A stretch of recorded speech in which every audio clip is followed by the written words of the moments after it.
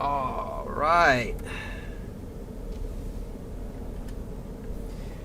Good morning to you guys again. Man, I love saying good morning to you guys. I get to see you guys every day, start my day with y'all.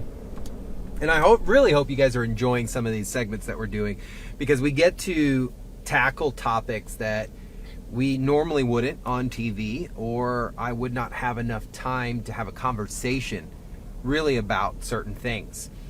Today is an amazing, you've seen him before. If you are a wrestling fan, a WWE fan, you know who Bill DeMott is. Or I believe he went by like Hugh Morris or something like that. I know him due to unfortunate events where he lost his daughter and through a tragic DUI crash, and she was hit by a multiple DUI offender, and that man killed her.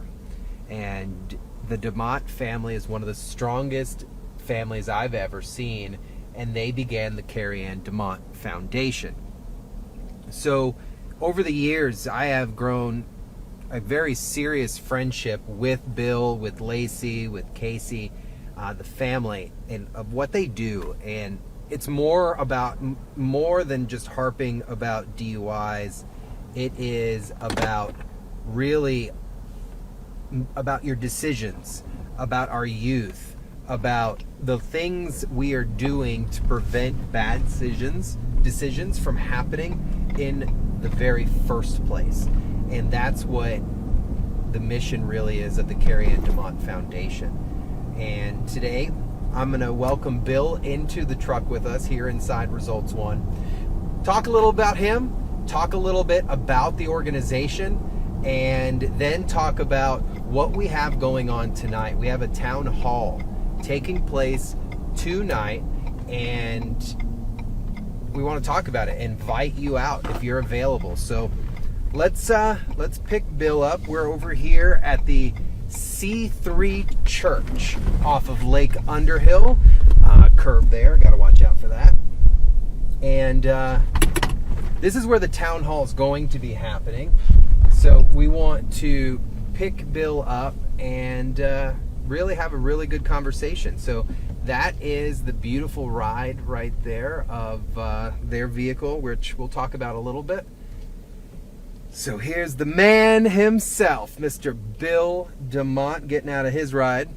So they are currently looking for funds. So before he gets in here, so he doesn't feel like I need to do anything specific, if you know anybody out there willing to donate or get some funds going for this truck, let's make it happen. So Bill's hopping in right now, and we'll welcome Mr. Bill DeMott into the car, into the truck. Holy cow! I'm just glad, Bill, that they didn't give me the Mustang that I wanted. Good morning, buddy. Good morning. How are you? Good, how are you? They didn't put the Mustang that I wanted in this thing. Thank goodness. Yeah, let me turn the AC up. I know it's a little hot out there. Well, this is nice. Yeah, man. So just a heads up, you've got a camera here. Nice. You've got a camera there. Hello. Forward facing, rear facing. This one's kind of yours. This one's kind of mine. I'll handle that. Nice. You don't worry about it. And yeah, so welcome. Well, I got something for your new truck.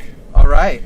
You know, we give these to every law enforcement. Yes, to keep inside and the first car. Responder and everyone. Awesome. And I didn't think you had one in your truck. I don't. I think I need one of those, one of the Glogos too. So Done. If I had a cage, can you imagine? If you had a cage, you'd never be back at the station. No, they would be like, Steve, stop arresting people. I'm like, I'm conducting citizen arrest. Awesome swag here. Thank you, Bill. I appreciate it. So before we get going, I had this mistake the other day. You can buckle up your seatbelt. Oh, yeah. Yeah, I got busted the other day. Got so nervous on the live stream, I forgot to tell my guest, and he was super nervous too. So no one thought about it? No one thought about it, and then of course the Google Warriors got me. Oh yeah. But I understand because I'm the traffic guy. Yeah. So I gotta held accountable. Gotta be held. One of your key things, right? Gosh. So, man, this is, who would have ever thought you and I would be sitting in this truck? Man, I have to say, you've come a long way. We've come a long way. We've come a long way, but I was super excited to see the truck coming down the kind of down the road there, right? The road there. And Is this your first time seeing it? This is the first time seeing it live. Yeah. Okay. All right. It's amazing. So hats off to Gibson and everybody. Thanks, man. That suited this up and super supportive. Hats off to KMG for making this happen, because you truly, as much as I enjoy you and Troy every morning, I believe you should be out and about, because this is where I think this is where your heart is, and it is, man. I think you're doing good stuff. I think that's where like News 6 kind of picked up on it. Was like, Steve gets excited when he's out there. Yeah. So, and when I'm excited, people are excited. Yeah. So it's contagious. It is contagious, just kind of like what you guys are doing. So, a little bit for.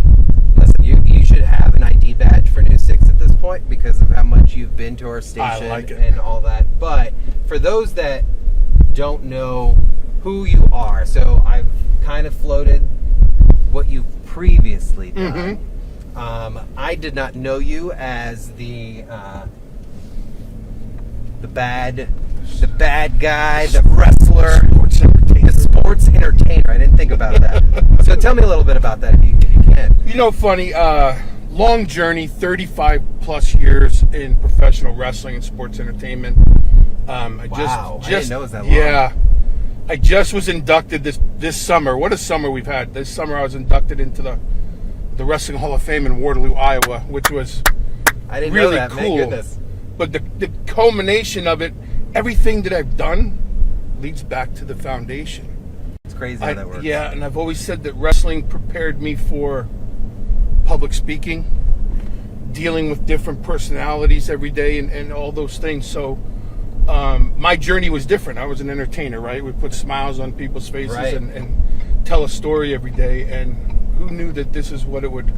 So you retired. What I was getting groomed for. Right. So you retired from wrestling. Yeah. And when you retired from wrestling, how did you end up here in Orlando, or did you move here after retirement? We were still here. Okay. I was part of the team responsible for the Performance Center in Orlando, so breaking ground and building that, and all that new stuff that we got going on here. And the great talent coming out of NXT and everything. Yeah. That was my baby. Okay. For a lot of years, and so we were back in Florida after 8 years in Georgia. I had some wrestling up there. We got back here in 2013, and everything was going all well. The kids were born at that point. Everybody's there. Casey was just, when we moved back, Casey was just graduating college in 2015. Carrie was in college, and Billy was 6. Gosh, he's taller than you now, which is crazy. 6'1", 185. And it happened overnight. He literally woke up and he was like, I'm a man. And I went, okay. So you guys end up here, Orlando. Yeah. You've kind of started helping develop the wrestling programs here, starting to slow down maybe a little bit in your activeness. In the active, yes. Of jumping off things for sure. And taking impacts and entertaining. And now on the family side, kind of focus on your family a little bit. Yeah, we had, it was a lot of work still, not being active in the ring. It's still a 24-hour-a-day job, but that's what we were used to. But everybody was home every night. And then as things were going well, just as you know, and we talk about it all the time, it's one thing changes everything. So in 2015, that sports entertainment stops, that everything else stops, and I try to figure out how to keep my family together. Right.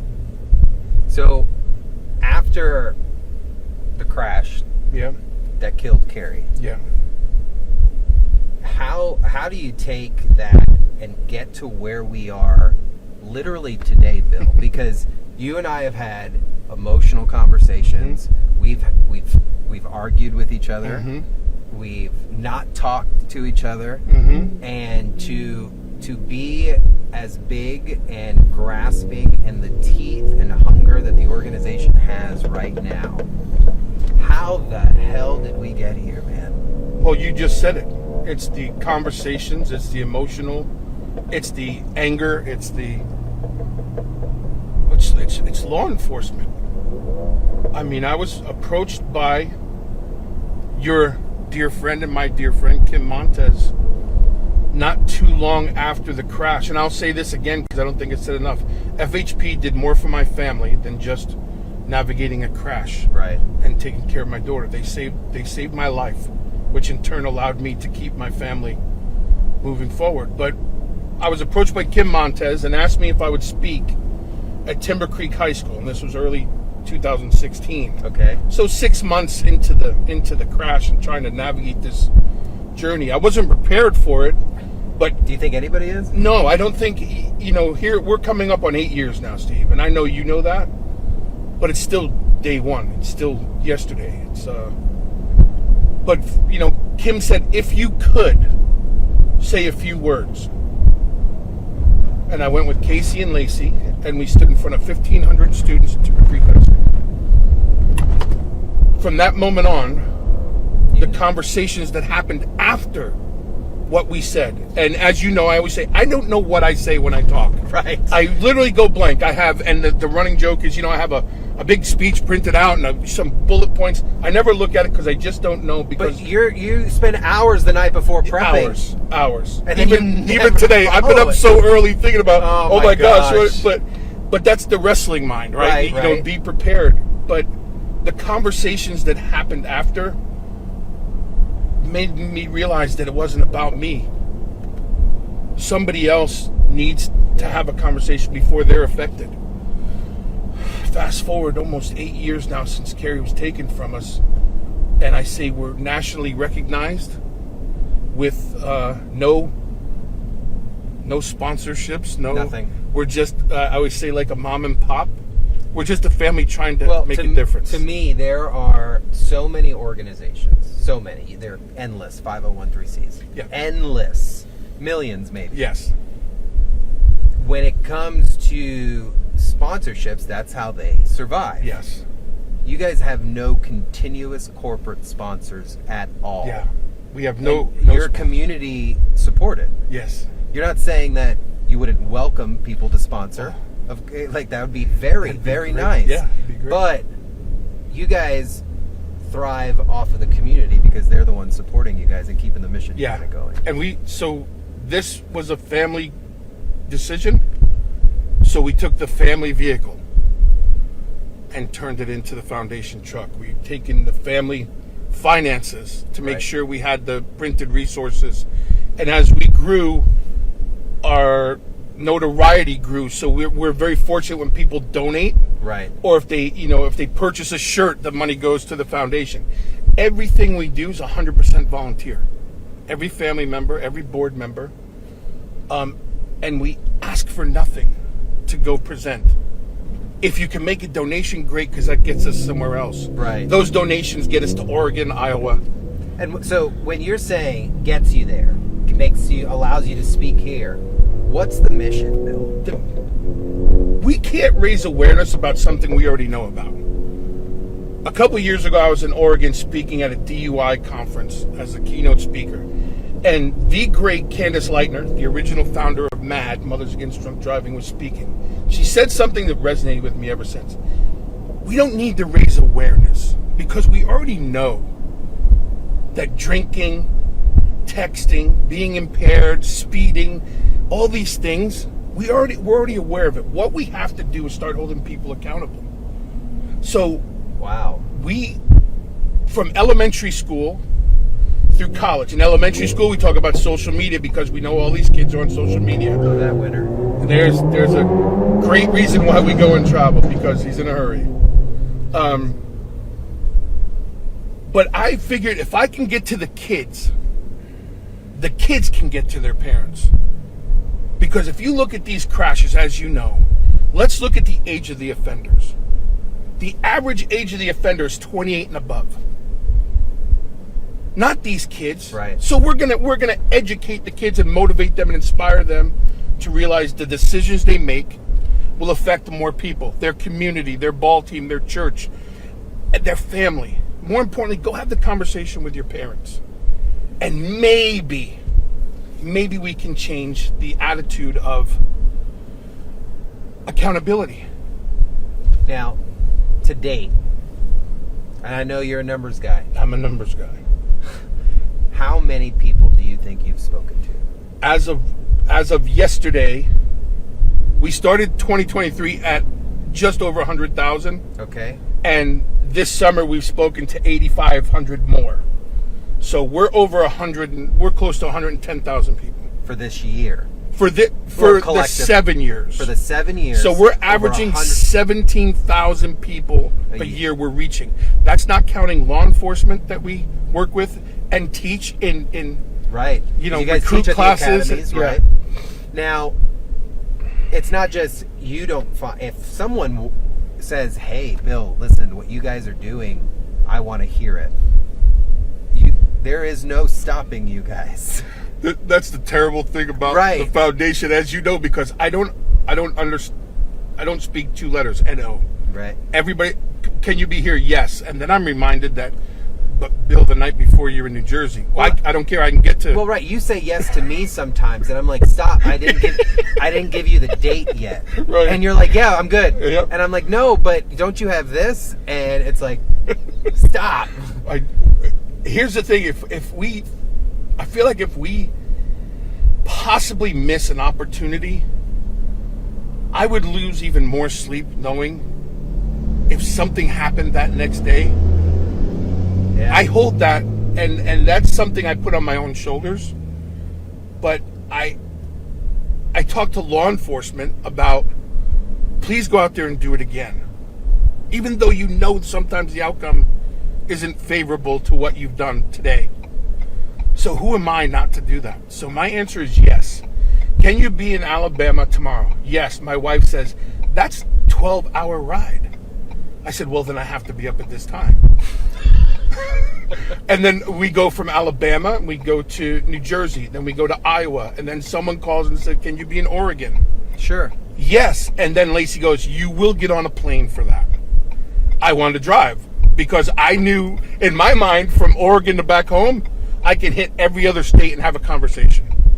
So I'm a little bit obsessive.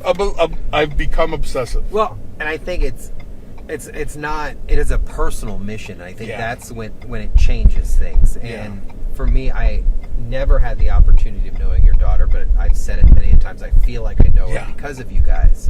It's never easy talking about stuff that I feel we can prevent. Yeah.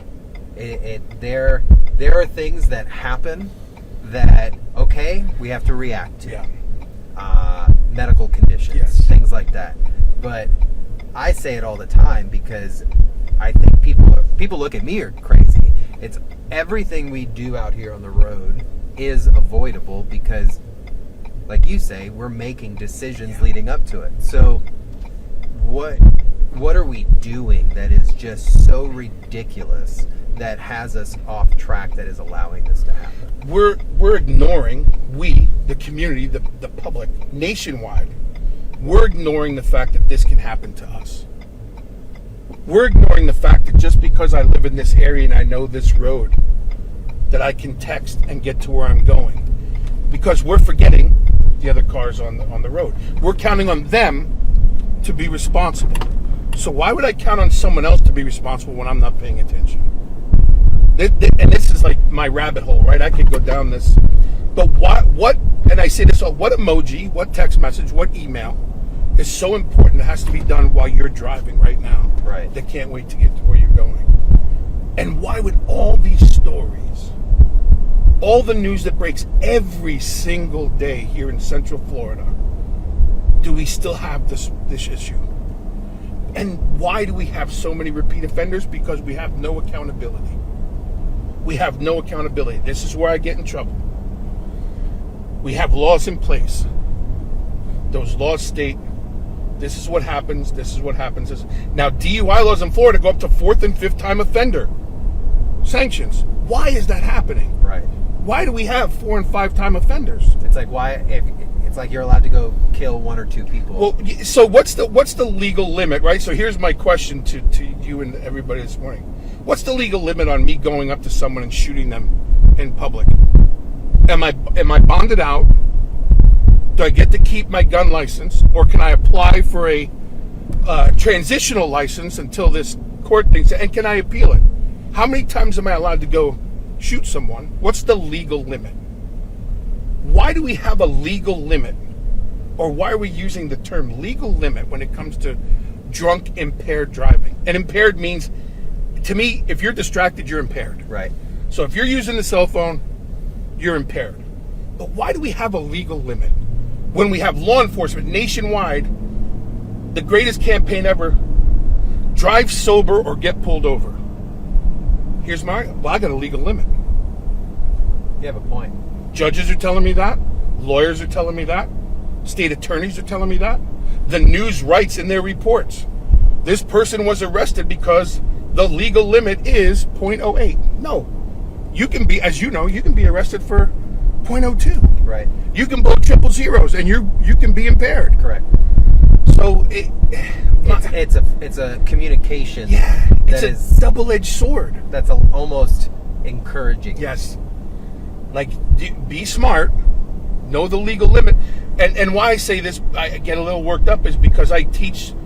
I get to speak in teen drivers challenges all over the state. Right. Work with law enforcement agencies all over the state, sheriff's office, local agencies.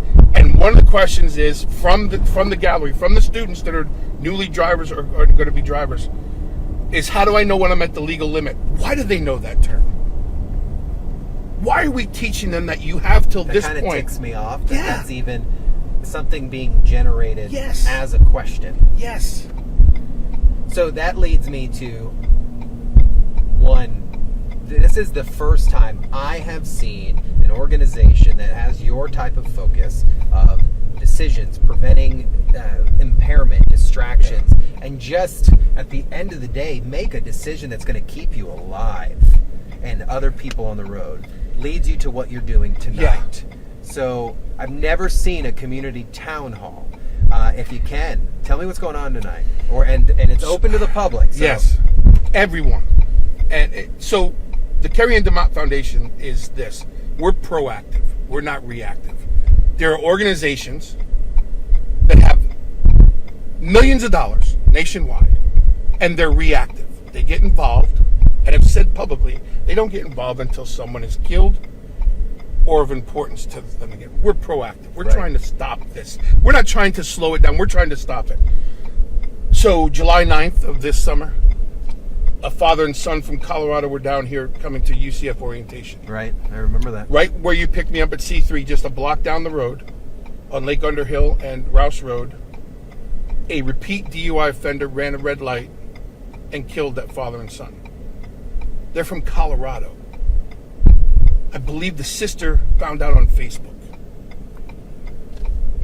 Since that time, and we were contacted through one of the agencies that worked it and said, please stand by, you may be needed. That's huge. We're nobody. We're the Kerry and DeMott Foundation based in Orlando. Right. And we're getting a call saying, please stand by. One day later, I got an email from a mother of an incoming freshman, said, I don't want my kid to go to school. What can we do? How can I help you? I'm reaching out to you because I heard of what you do. This had to be like, whoa. Oh, when a parent comes to you and says, help me save my kid's life, that's my yes. That's when we go back to the yes. So we've been trying to figure out, how do we get the community together? Well, this is how. We've taken another leap of faith like we always do. Sometimes I'm told I bite off more than I can chew. Okay. You've said that to me quite often. Sometimes. But how do we get people together? Well, we get community leaders partnering with my church, my pastor, Byron Bledsoe, who's a leader in this community, who reached out to other churches and other pastors to please get involved. We reached out to Orange County, Seminole County sheriffs, OPD, UCFPD.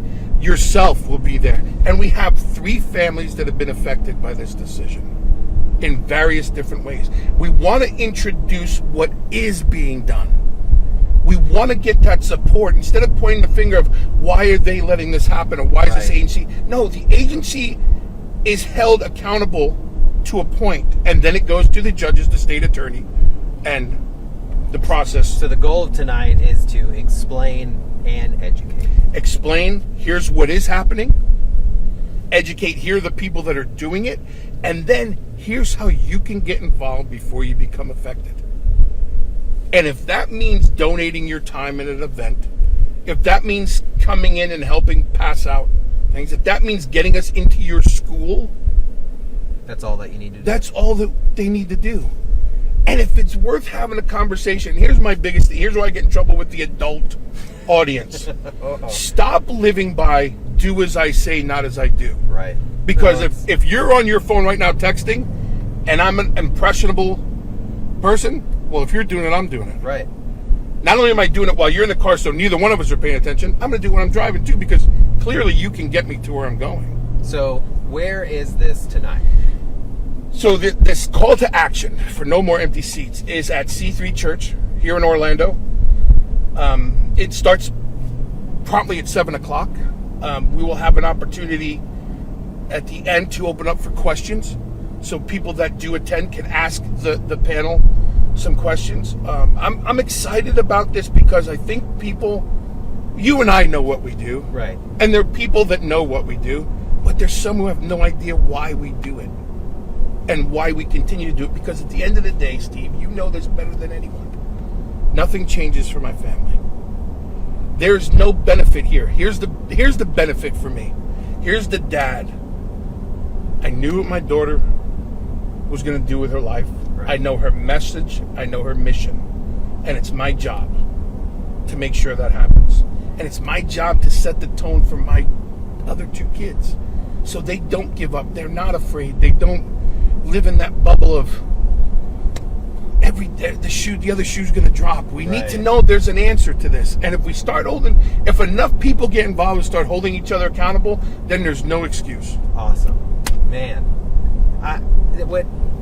You don't stop, Bill. And for me, like that, there's an energy, and I think I'm an emotional speaker as well. I like to target people emotionally. I could sit up there and speak stats. I could tell them, well, I showed you this. But when you get someone to understand maybe a small fraction of what it's like to experience anything that you've been through, the fear of that is motivating. It has to be. And if it's not tonight, that's the goal. Mikey Strohs was just starting his life. He was a high school student in Timber Creek. His life was taken. His dad and his sister were critically injured. That's here in this community. Kayla Marie Thompson was on her way home, and a distracted driver hit her 1 block from her house and killed her. The Shee family in Ocoee, this family from Colorado, David Grossi, Orlando, Orange County Sheriff, saving people's lives, working on I-4, killed by a drunk driver. It's happening right here. It's happening right here, and we have to open our eyes to it. And if that means I'm gonna, and here's where I'll get in trouble, and you may be censored. If I've got to piss in somebody's Cheerios to get this done, piss in the Cheerios, my friend. Then I'm willing to do that. There goes my wrestling thing. Well, that's the benefit of it not being broadcast. I could say certain words. Yes. I try not to. So, Bill, we're going to wrap this up because I've got to hop on the 9 a.m. show. Awesome. I really appreciate you joining me here today. If you have the opportunity tonight, C3 Church off of Lake Underhill, 7 p.m. sharp. It's right next to the Harley Davidson dealership where it is right off of Lake Underhill out here. Come on out, listen, be educated, and ask questions. Because at the end of the day, that's the only way we learn anything. So, Bill, brother, I appreciate you. Thank you, brother. Thank you guys for joining us today here over on the east side with Mr. Bill DeMott with the Carrie Ann DeMott Foundation, and, of course, inside Results One. You guys have an amazing, blessed Tuesday. See you tonight at 7. And please, always, wear your seatbelt.